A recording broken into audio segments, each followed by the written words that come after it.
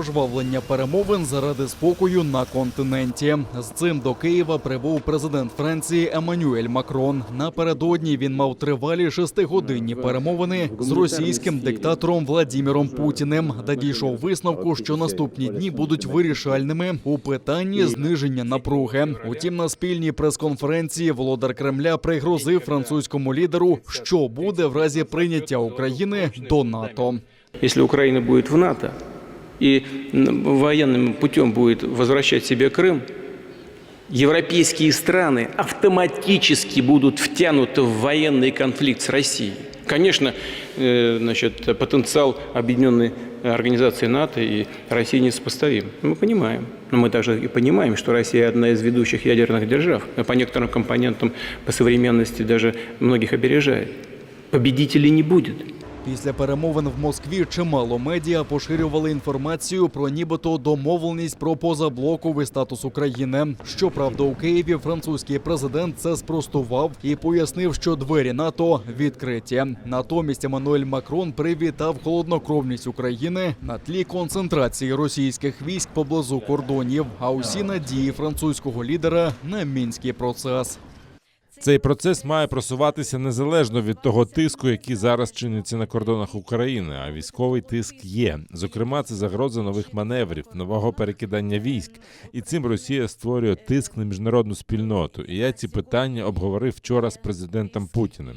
Мій намір, цим я приїхав і до Москви, і до Києва, щоб відновити порядок на європейському континенті. Ми продовжимо взаємодію для деокупації територій України, частин наших територій.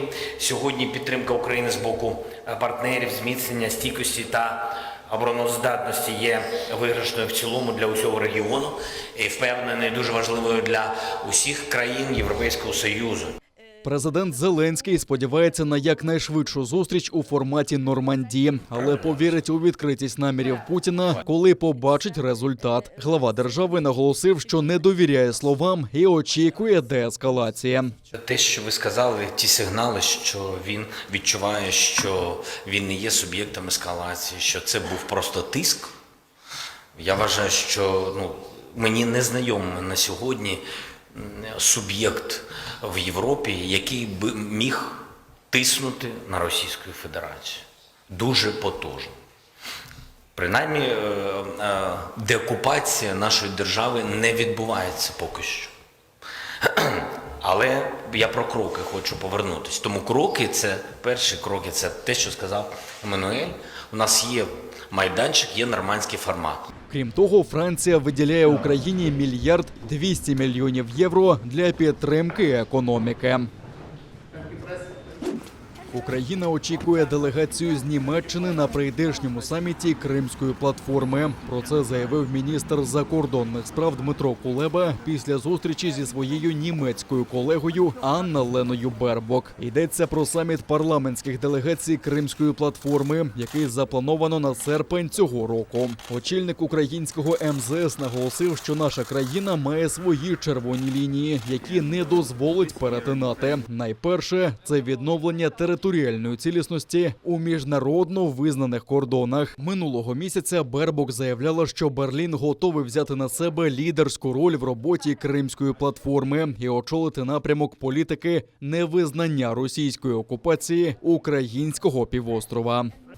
Крим теж був у нас сьогодні на порядку денному, і я поінформував Анну Лену про те, що в Україні в серпні відбудеться парламентський саміт Кримської платформи. Ми очікуватимемо на делегацію відповідну з Німеччини. Російські окупанти зосередили вогонь на Донеччині. Поранено українського воїна. У штабі Об'єднаних сил повідомили, що він зараз у шпиталі. Стан здоров'я бійця називають задовільним. Ворог відкривав вогонь зі стрілецької зброї по оборонцях Південного, Водяного, Невельського та Пісків. Це на околиці окупованого Донецька. Завдяки зусиллям наших воїнів рубежі українських підрозділів залишилися незмінними. Станом на 11-ту годину поточної доби з боку російсько-окупаційних військ порушення режиму припинення вогню не зафіксовано. Підрозділи Об'єднаних сил продовжують виконувати визначені завдання з відсічі і стримування збройної агресії Російської Федерації. Російські окупанти посилили свої передові підрозділи снайперськими парами та протитанковими розрахунками. Про це повідомляють в українській розвідці. Там зауважують, що серед командування окупаційних військ панує напружена психологічна обстановка, а через нестатутні взаємини лише упродовж тижня загинуло 2 окупантів, а ще одного важко поранено. Тим часом з російської території перекидають нову або відремонтовану техніку, зокрема танки, бронемашини, артилерію, безпілотники та інше озброєння. Також наприкінці січня командування окупаційних військ направило до вищих органів управління Збройних сил Російської Федерації заявки на комплектування з'єднань і частин 1 та 2 армійських корпусів, додатковим озброєнням, а також на постачання запасних частин для відновлення військової техніки. Українські танки поблизу окупованого Криму. На полігонах Херсонщини тренувалися надавати відсіч ворогу на ділянках можливої висадки десанту чи танкового прориву. Цього разу танкісти були підняті за тривогою та, здійснивши марш у визначений район очікування, визначили напрямки просування умовного противника. Швидко розгорнувшись на відповідних вогневих рубежах, визначили головні цілі та здійснили ураження щодо знищення бронетехніки умовного противника. Ще однією умовою тренувань було швидке подолання бездоріжжя, висуваючись на вогневу позицію. Протитанкова артилерія своєчасно підготувалася до ведення бою, а воїни-інженери розгорнули мінне поле, щоб затримати просування ворога. Під час розвідки боєм танкові екіпажі виявили головні сили ворога, а тоді вже вступили в бій. До кілометра, в принципі, вона б'є без промахів. Більше кілометра потребує вже більш навичок. Треба. Якщо людина навчена, гармата обслужена, і правильно взяті приціли і дальності, то промазати важко, скажімо так. Досвід війни на сході України показав важливість танків при бойових зіткненнях. Тому злагодження і вишкіл танкових та інших підрозділів регулярно відбувається, зокрема, на Кримському напрямку. Навпростець через Мирне село. Окупанти ганяють військову техніку через Пригородне, що під Євпаторією. Місцеві опублікували відео у соцмережах. Трасу перетинає танк, одна з модифікацій Т-72 з навареним саморобним металевим захистом. Так окупанти хочуть убезпечитись від удару українських протитанкових комплексів, зокрема «Джевелін». До слова, випробування «Джевелін», проведені українськими протитанкістами, довели марність такого захисту. За танком в тому ж напрямку рухаються не менше 4 транспортерів МТЛБ.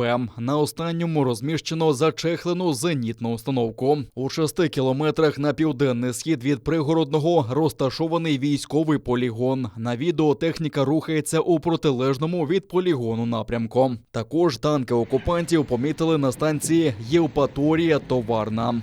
Говорите войны, это Евпатория. Вот это я час назад здесь было раз, наверное, в 20 больше танков, БМП, вот этих вот всех, короче. Смотрите, что творится, смотрите, сколько здесь боевой техники. И эшелон за эшелоном идут в Крым. Вот это дела. Вот это да. Танки, он последний марки, Т-90.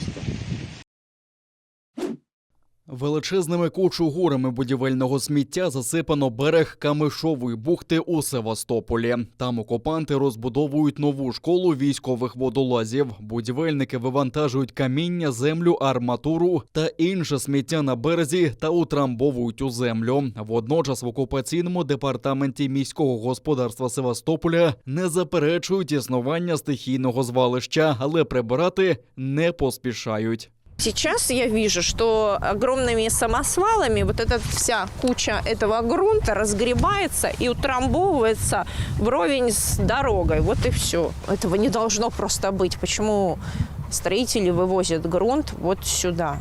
Есть какие-то специальные полигоны, места для этого.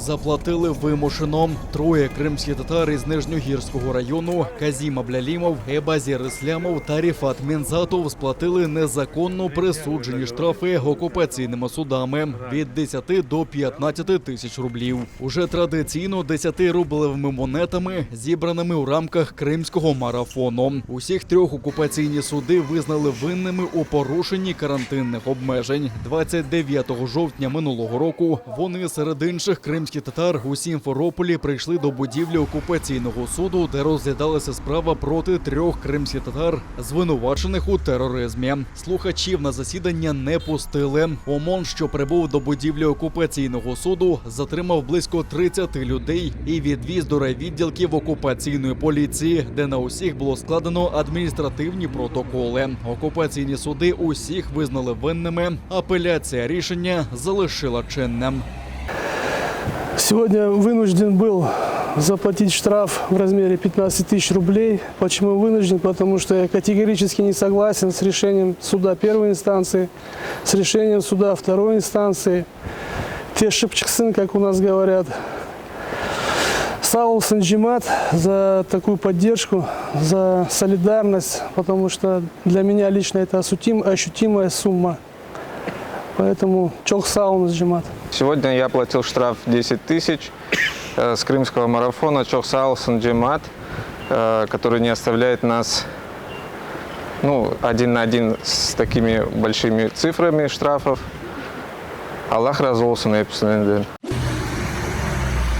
Кримсько-татарських бранців росіянам не шкода. 7 лютого в російському південному окружному військовому суді, що в Ростові-на-Дону, очікувалося 4 судових засідання у сфабрикованих справах проти політв'язнів кримських татар. О 10 ранку надійшов дзвінок про замінування будівлі. 3 засідання було скасовано, але засідання по так званій Сімферопольській справі про тероризм було перенесено на 16-ту годину. З будівлі евакуювали усіх, крім крымско-татарских политвязнев. При общей эвакуации из здания Южного окружного военного суда эвакуировали всех. И уборщиц, и весь судебный состав, и секретарей. Не эвакуировали только лишь наших подзащитных. В связи с чем их не эвакуировали, то есть их просто не жалко, даже если взорвут здание, и если им причинится какой-то вред. Или с чем это связано, нам непонятно. Поэтому и просили суд вынести в отношении виновных лиц частное определение, обратить внимание на то, что нельзя обращаться к людям таким образом. Если по протоколу необходима эвакуация людей, то необходимо эвакуировать всех, не различая их должности, звания, статусы и все остальное. То есть сегодня реально они были подвергнуты целый день опасности их здоровью и жизни. Сприяла становленню та зміцненню окупаційної влади та судила Володимира Балуха. Прокуратура Криму скерувала до суду обвинувачення проти колишньої судді Роздольненського райсуду. За інформацією з відкритих джерел, йдеться про таку собі Тетяну Перкало. У 2014 році вона присягнула окупантам та очолила окупаційний Роздольненський райсуд Криму. За даними прокуратури автономії, на своїй посаді вона винесла низку незаконних рішень. Перкало також причетна до переслідування колишнього політв'язня Кремля та українського активіста Володимира Балуха. За сприяння окупантам Тетяна Перкало може відправитися на 15 років до колонії. Обвинувачена надавала допомогу представникам держави-окупанта у переході судової системи України, що діяла в Криму, на відправлення правосуддя за законодавством Росії та сприяла окупаційним органам влади у придушенні спротивів окупації півострова з боку кримчан.